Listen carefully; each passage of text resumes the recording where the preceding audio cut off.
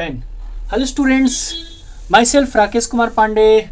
I'm going to discuss with you a very important topic of physics, that is system of particle and rigid body. It is very important topic for the purpose of NEET, GMAIN and G Advance. So we have to discuss all the important concepts, derivations and very important questions asked in GMAIN, NEET and G Advance. So we have to discuss first of all about the rigid body, because rigid body is the fundamental concept of system of particle and rigid body. So we have to understand what is rigid body. We know that a solid, we already know that solid cannot be deformed on applying external force. So we can say that a rigid body is a solid body which has no deformation. It means if we apply external force on the rigid body, then we cannot deform that body. So such type of body are called rigid body. Let us take an example of a rigid body. This is a metal cylinder. This is a metal cylinder rolling on a surface is a rigid body system. This is a metallic cylinder and it is rolling on any surface.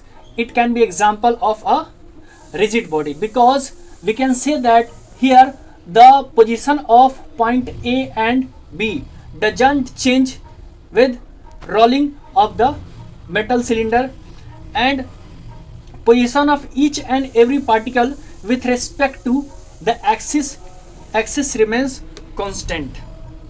Now we have to understand some more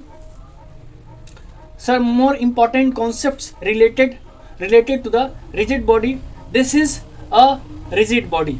Suppose that this is a rigid body and there are 2 points on this rigid body. The first point is P and the second point is Q, and these P and Q point are making theta 1 and theta 2 angle while rotating it. And we have explained these 2 points in detail here. Here P and Q are 2 points, and we are dividing the component of theta 1 and theta 2 here, that is Vp cos theta 1 and Vp sin theta 1, and here Vq cos theta 2 and Vq sin theta 2. Now we have to calculate the relative velocity of Q with respect to P. From this given diagram we have to calculate relative velocity of Q with respect to P. Now QP, it means the Q is the initial position and P is the final position. So we have to calculate the relative velocity between these 2 points. So the relative velocity at point Q is Vq cos theta 2 I plus Vq cos sin theta 2 j minus Vp cos theta 1 I minus Vp sin theta 1 j. Now by solving again we can see that taking I common from both these expressions, so Vq cos theta 2, here Vq cos theta 2, and here Vp sin theta 1, Vp cos theta 1, so into I cap plus Vp sin theta 1 minus Vq sin theta 2. So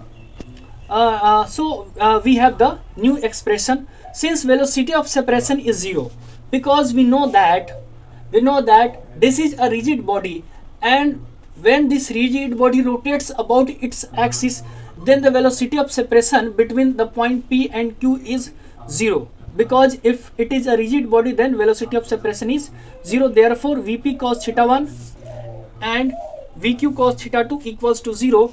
So we can say that Vqp equal to Vp sin theta 1 plus Vq sin theta 2 j cap.